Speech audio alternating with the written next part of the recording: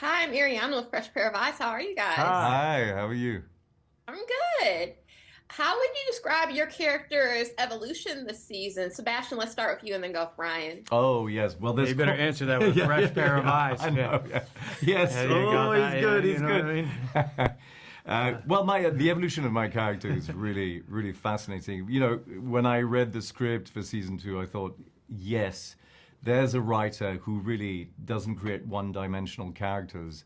And even though for me, season one wasn't one-dimensional, you start seeing a completely different character in season two. He's on the same quest, the same obsessive search for Teonna, but because of the trials and tribulations he goes through with Marshal Kent, you start seeing a change happen into Father Renaud, and that for me is the most interesting aspect of the character this season. Yeah. What about you, Brian? Yeah, I think we set the character up in one way, and we got to the end of the first season, you start to see that it's more becomes something personal. It's not just about the Duttons anymore. It becomes a personal journey, and I think you see all the things that this character stands for are challenged in this season. You know, all Yeah. the simplicities are really challenged, and Yeah, it isn't just about the Duttons anymore, even though he is so loyal to right, them. yeah. I mean, it is and it isn't, right? It's always about the Duttons. Otherwise, we don't have a Oh, we don't wouldn't want to have have a a job. TV show. Yeah, Sebastian, Yep. why can't he just let Tiana go? I know, man. For me, I have many hypotheses about his character. I do believe that there is, when someone wrongs you, you become obsessed with that person. When someone stands up to you, when you're used to basically lording over your authority over people. But there is also something of a redemptive quality in finding her. He wants to find her to try and seek redemption from her, not only for her, but for himself. So I think in that reason, he becomes obsessive.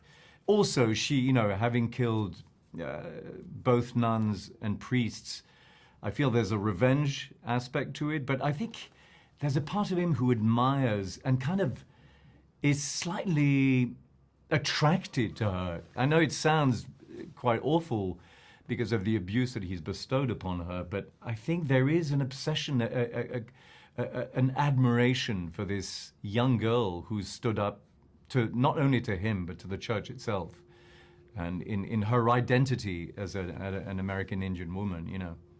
So that's what's fascinating to me. Yes. Brian, you filmed in such extreme weather, even though I'm sure a lot of it was altered and whatnot. But how was it like to film in such extreme circumstances, even though Zane did warn about a lot of these weather conditions? Yeah, it's always challenging, but also like adds a dimension of reacting as opposed to like manufacturing some kind of acting cold, or in some instances we were really cold and we were dealing with snow. In some instances we were hot and it was manufactured, so we had to work against that and make it look like a cold. And it's like, how much shivering are we doing? Is it too much, or doesn't look good enough, or can we do more? Or and makeup department was huge for those days. They really were. I mean, 'cause we were shooting in 110-degree Texas on a soundstage some of those days, so you never know it by the set decorator, I the didn't know. costumes and the icicles they somehow put on us. Yeah, so that was Yeah. pretty. But nonetheless, it creates different challenges, right? Acting like you're cold is challenging. Actually, being cold and trying to act is challenging. So they're both, have their own problems. Yes. Yeah. Well, thank you so much for taking the time to talk to me. Congrats You're on the welcome. season. I can't Thank wait to you. talk about Thank each you. project. Thank you very Thank much. you. Take care. Bye.